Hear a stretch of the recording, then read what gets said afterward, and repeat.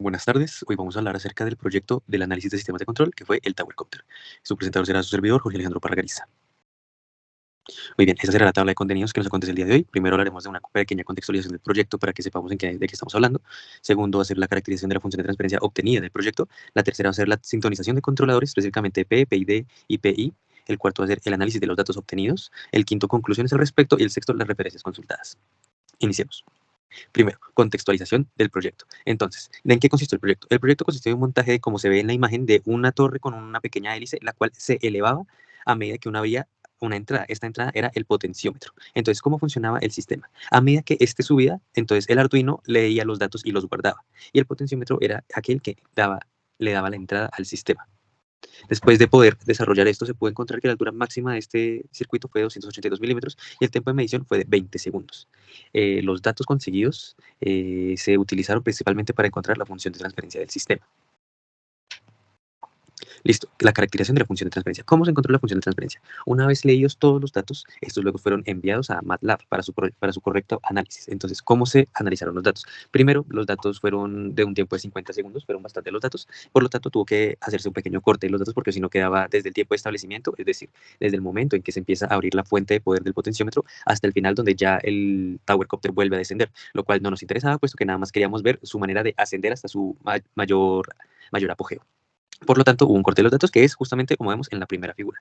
Acto seguido, utilizamos la función de System Identification de MATLAB, donde se definió un pulso de medición de 1650, como se puede observar en la segunda imagen. Este se mantuvo constante a lo largo de la medición y este fue el que obtuvo los datos que se pueden apreciar también en la segunda imagen en la parte de arriba, que también, como ustedes se dan cuenta, es igualitos a los de la primera imagen. Una vez con estos, se puede generar la muestra de filtro, el cual fue de 0.185. Después de esto se puede utilizar la función ident dentro del mismo sistema identification de MATLAB, donde se puede obtener la función de transferencia, que es la que se ve resaltada en un azul claro. Esta es del tipo de K sobre 1 más T o tau por S. Ahora, ¿cómo podemos identificar cuáles son los valores que nos interesan, que son los de la ganancia K y los de TP? Muy bien, entonces lo que se procedió a hacer fue elegir un valor inicial de 0 y se estimó con el mismo ident estos valores. Como se pueden observar ahí, estos fueron otorgados directamente desde la misma aplicación. Ahora, ¿cómo sabemos que el modelo es correcto? Se tiene que hacer un best fit para nuestra función de transferencia a partir de la función original que teníamos. Como nuestro resultado fue de 84.15, nosotros concluimos que ese es un buen dato para utilizar. Por lo tanto, la función de transferencia que tenía la forma que encontramos en ese azul clarito resaltado tiene estos datos ya una vez se ha finalizado. Y de esta manera encontramos la función de transferencia del sistema.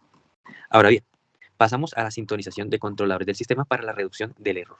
Entonces, nosotros, ¿qué quisimos hacer? Sintonizar tres tipos de controladores. Un controlador proporcional, un controlador proporcional integral y un controlador proporcional integral derivativo. En el caso del controlador proporcional integral derivativo, se utilizaron dos metodologías de sintonización de controladores. Entonces, vamos a iniciar primero con el controlador proporcional.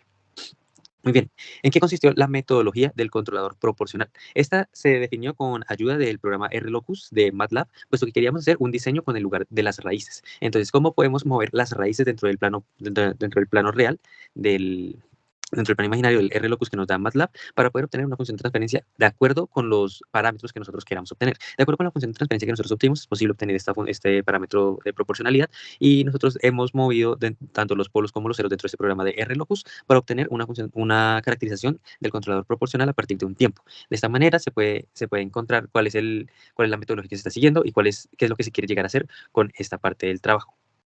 Como es importante también decirlo a partir de la sintonización del controlador P, es que nosotros queremos reducir el error. No obstante, el controlador P nunca va a llegar a un error igual al de la entrada, que sería una entrada escalón de 1, puesto que a menos que se aumente demasiado la ganancia, pero si se aumenta demasiado la ganancia puede que encontremos un modo de inestabilidad, por lo tanto se mantuvo de esta manera.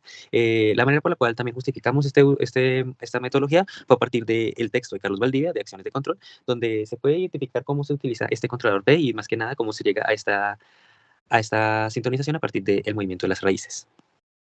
Por segundo lado, en segundo lado tenemos el sintonización del controlador proporcional integral, cuyo modelo fue el del IMC. Entonces, como el IMC nos trata este modelo exacto del proceso real, entonces nosotros lo que queremos generar es de estas diferentes ecuaciones, estos diferentes fits que nos pueden ayudar a entender de dónde sale este IMC. Entonces, primero tenemos el filtro utilizado, que es de la forma 1 sobre gamma S más 1, y con la construcción del sistema IMC se tiene el valor Q, que es el que nosotros queremos utilizar, a partir del GP-1, que sería la función de transferencia que nosotros ya tenemos. Como la función de transferencia que ya tenemos, que la podemos volver a encontrar acá atrásito, viene siendo esta, tiene esta forma particular, entonces acá la volvemos a obtener, pero como es a la menos 1, toca voltear, es 1 sobre la función de transferencia, por lo tanto sería al contrario. Una vez establecido esto, pues se puede obtener el GC, que lo vemos a continuación, que es la acción del controlador, que es la que nosotros a fin de cuentas la queremos sintonizar, que es la que nos interesa. Una vez llegamos hasta los datos finales con los datos que ya tenemos, obtenemos la expresión que vemos en la cuarta imagen, y con esta imagen se proporciona ese 4.3863 para multiplicar al lado y lado para obtener los valores del tau i y del kc. Entonces, el tau i sería igual a este valor que se encuentra solo de 4.3863, mientras que el kc sería el valor que sería de 4.3863 dividido 0.16733 sobre gamma. Como a partir de simulaciones se encontró que hay una buena estabilidad del sistema para un valor de 100 para gamma, entonces se eligió este valor de 100. Por ende, se encontró que la constante de proporcionalidad sería de 0.262 y bueno, el TI sería el mismo 4.3863. Esto también lo comprobamos a partir del texto de John García, donde podemos encontrar la manera por la cual se genera ese controlador IMC. Es importante también notar que nosotros utilizamos esto, puesto que dentro del mismo texto de García se encuentran unas grandes ventajas del uso del IMC, y puesto que este dentro de un modelo teórico podría proporcionarnos un control perfecto sobre la variable controlada, entonces decidimos utilizar este tipo de sintonización. En tercer lugar, tenemos la sintonización por PID. Acá están los dos casos de síntesis directa, sin contraparte izquierda de las 4 imágenes, y de IMC a la derecha. Entonces, de síntesis directa se basa en lo mismo que en el IMC, en la parte de la generación de los cálculos. Entonces, primero toca generar una ecuación de las presentaciones de la síntesis directa, que es el que vemos con T, que está en términos de alfa. Y como nuestro sistema posee la forma de la ecuación de Kp sobre TS de Kp sobre Tp sobre S más 1, se elige STS. Luego encontramos la acción del controlador, que viene dado por esta ecuación, y una vez otorgados todos los valores, podemos generar al final esta función de GSDS. Entonces, si ponemos un valor de la constante de alfa en valor a 1, entonces podemos obtener que el valor de la constante de proporcionalidad será de 26.21 y de la constante de integración será de 5.976. ¿Qué es lo que sucede? Como en este caso queremos hacer un controlador PID, no nos es posible por el tipo de función de transferencia que nosotros obtenemos. Como en el denominador no tenemos unas raíces al cuadrado, unas tesis al cuadrado, no es posible obtener una acción derivativa. ¿Esto cómo lo podemos identificar? Bueno, como ya hemos explicado, esta parte de las 4 imágenes nos explica la síntesis directa. No obstante, también se puede relacionar con el IMC. La tabla de la derecha nos proporciona los valores de IMC de acuerdo con un sistema de la función de transferencia. Como se puede observar, nuestro sistema es igualito al que encontramos en la primera fila. Por lo tanto, nos da las formas en las cuales se pueden encontrar los diferentes valores de la constante de proporcionalidad y del tau i. No hay manera de encontrar el tau d, puesto que no hay manera de encontrar más raíces de S. Por lo tanto, no sería posible encontrar esa acción derivativa y quedaría una función muy parecida al PI para el IMC. De hecho, quedaría igualita. Esto también lo vimos a través del texto de Juan Carlos Solano, donde se puede identificar cómo se genera una síntesis directa de un controlador PID y los beneficios directos que se obtienen de esto. Listo. En el análisis de datos que encontramos acá se especificará especialmente el PID. ¿Qué es lo que encontramos? Que primero, como es notable, solo encontramos 3 colores. No obstante, lo que sucede es que el controlador PI y el controlador PID por IMC se encuentran exactamente igual de sintonizados, iguales en la manera en la cual están realizados los gráficos. ¿Por qué sucede esto? Como ya expliqué, no tenemos una acción derivativa por la forma de nuestra función de transferencia, por lo tanto no es posible otorgar un mejor ajuste al error. Ahora, podemos encontrar dos diferencias notables también con el controlador PI y el controlador PID. El controlador PI y el controlador PID llegan a una estabilidad mucho antes que el controlador PI y el controlador PID por IMC, y como se dan cuenta, el controlador PI y el controlador PID de IMC necesitan mucho más tiempo para esa estabilidad, casi llegando a los 1000 segundos, mientras que los otros alrededor de mucho menos tiempo llegan a esa estabilidad del sistema. Entonces encontramos esas características importantes, además de que el controlador P nunca llegará, como ya habíamos dicho, a eliminar completamente el error, a menos que subamos demasiado la ganancia, pero eso aplicaría un poquito de inestabilidad al sistema. Por lo tanto, se puede identificar a través del análisis de datos que el controlador PID por síntesis directa sería de lo mejor que podría encontrarse dentro de los controladores para el sistema que nosotros tenemos. Conclusiones importantes que hemos tenido a través del proyecto. Entonces, primero es que se debería mejorar el filtro de datos en la función de transferencia, puesto que de esta manera puede que encontremos un mejor ajuste, un mejor setup, y con esto mejorar el término de las S para que incluya una acción derivativa.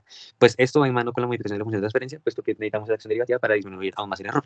El ajuste del PID se refiere justamente a esta acción derivativa, puesto que sin ella es complicado encontrar diferencias notables entre manejos de la misma metodología para diferentes controladores. El ajuste de los polos se refiere más al controlador P para encontrar un mejor ajuste de los polos para hacer mejores simulaciones al respecto, para saber qué tanto mover los polos de acuerdo a unas temáticas en concreto. Y por último, la simulación de controles de forma práctica es algo importante para este proyecto que no se pudo generar, por lo tanto, se hubiera tenido un modelo comparativo entre la teoría y la simulación. Estas son las referencias utilizadas para este trabajo. Muchas gracias.